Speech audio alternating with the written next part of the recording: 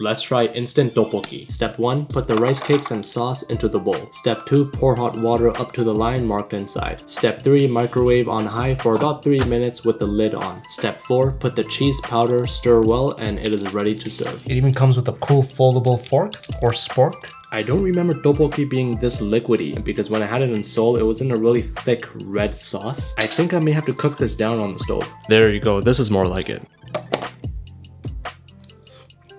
Okay, that's why I liked it. It's that squishy, almost gooey texture of the rice cake after it absorbs all the liquid. Although the flavor might not be exactly the same as compared to the one I had in South Korea. I believe that one was a bit more tomatoey and maybe even a bit sweet. This one is a bit more spicy because it's from the same brand that makes the Korean spicy noodles. It's a nice chew. I honestly want to know how to make this from scratch. If you had their instant ramen noodles, then you know that type of spice that they use in their packets. And I do like the addition of the cheese. I would give this a 8.4 out of 10.